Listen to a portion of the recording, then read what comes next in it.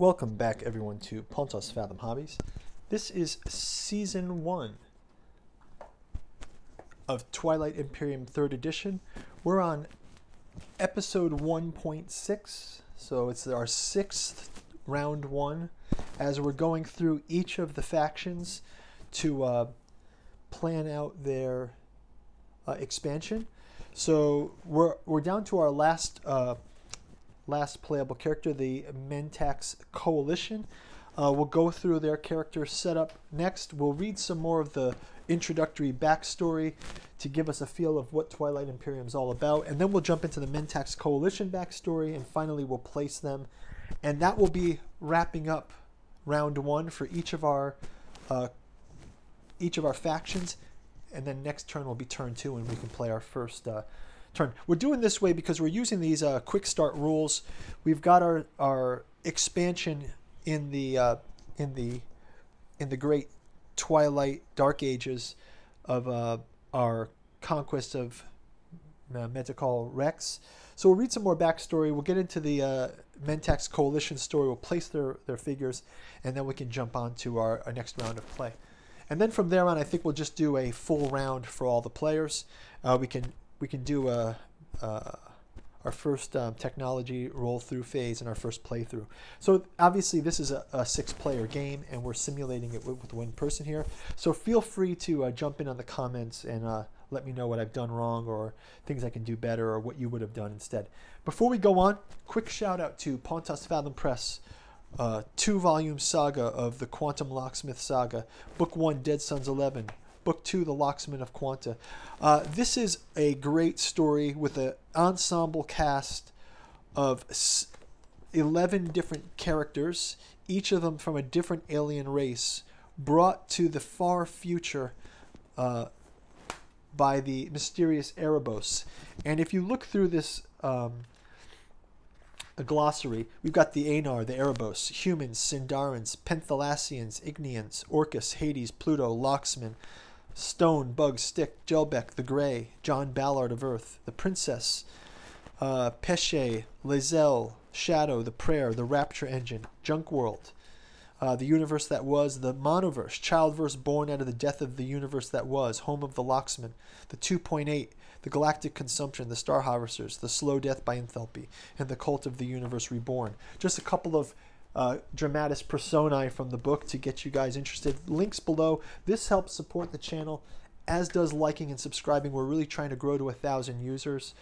Check out our Pontos Fathom page. We've got Fantastic Four Fridays, Manga Mondays. We do a weekly podcast, so can support us there as well, as does liking and subscribing, sharing, ring the bell.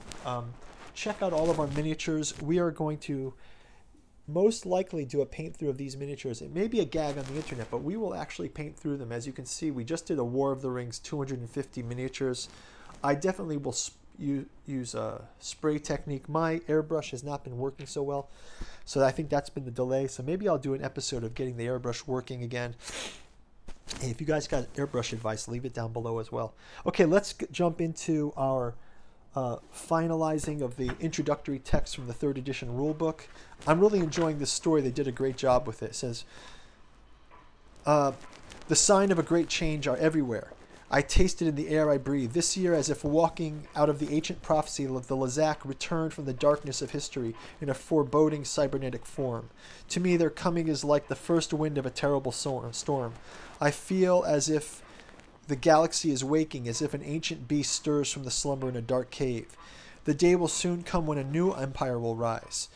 For the sake of all, may the new emperor not only have the power to seize the throne, but the strength to conquer the peace. If not, I fear the sea of desolation will drown us all. That's the intro of Twilight Imperium. It sounds like maybe they scripted that out of a gameplay.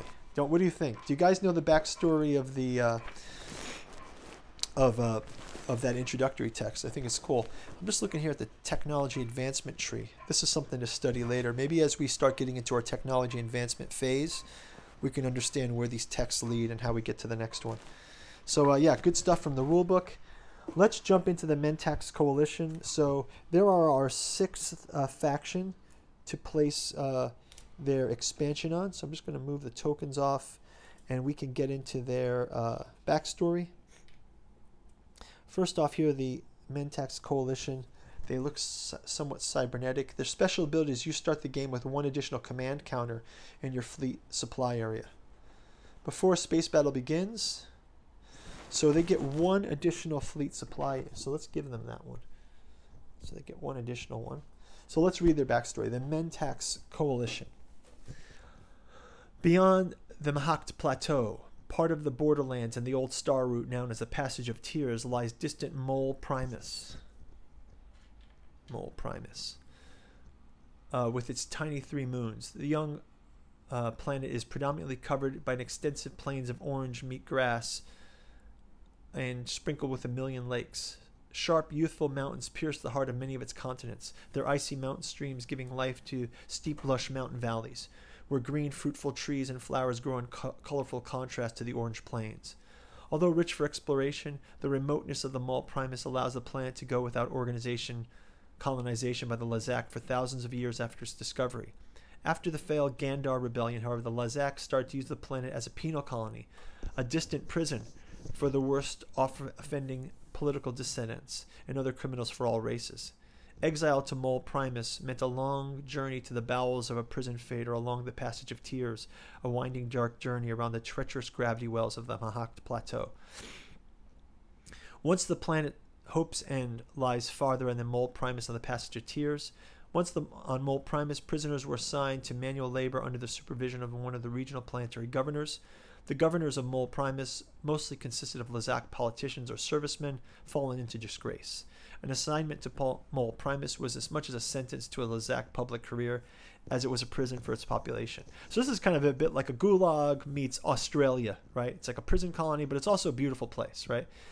So thus the governors were often incompetent, cruel, and bitter individuals. Although the planet itself was quite pleasant, even considered beautiful, its prisoner population was tortured, malnourished, and forced to battle small-scale wars against the population of neighboring governors.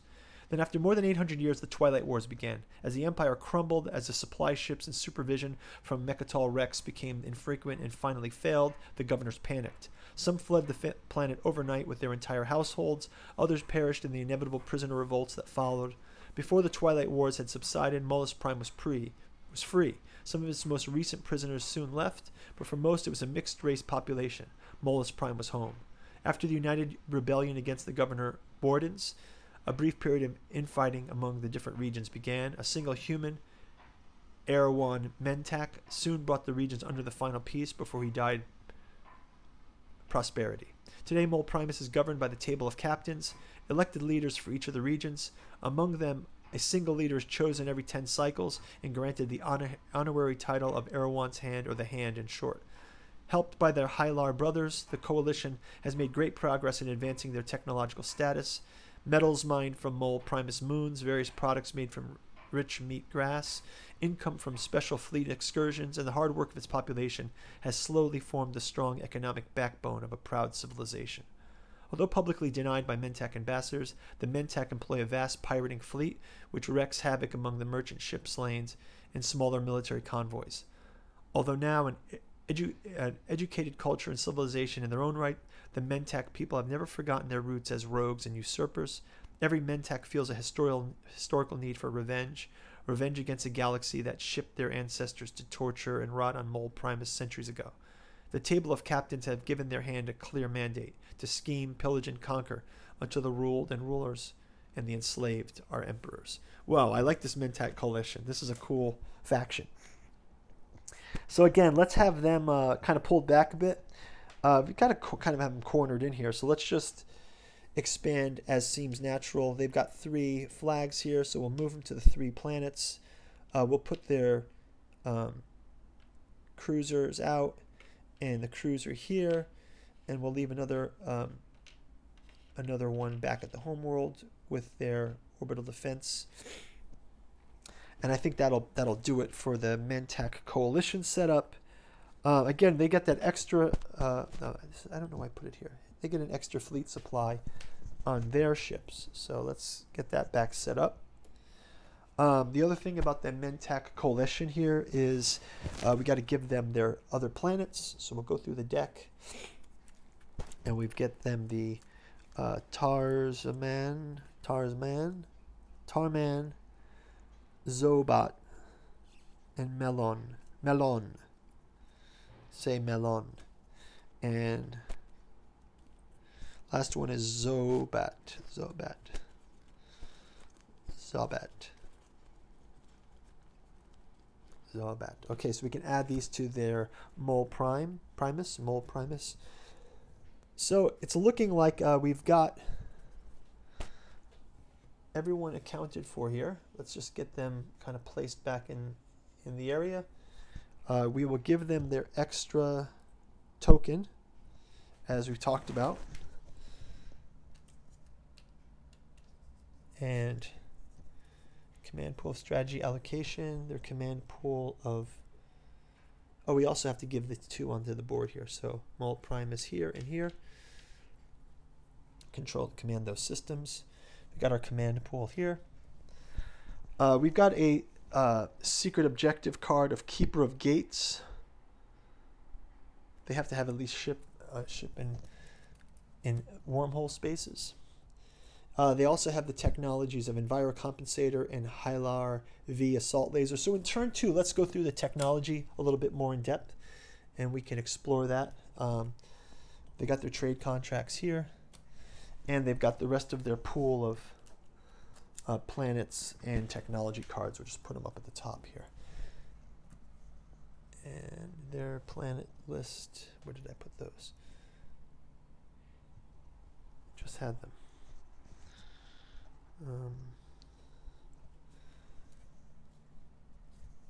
Did I mix them in by mistake somewhere? All right. Oh, here they are. Zombat. Okay, so we got all their planets here as well. Just put these up at the top here. And I think that's going to do it for turn 1. So round 1, we've done the quick expansion rules. You can see everyone is ready. We will jump into turn 2 and jump into our normal gameplay. So thanks a lot for watching, everyone. Check out the next video. Like and subscribe. Thanks for watching. Leave your comments below and see you in the next turn. Bye-bye.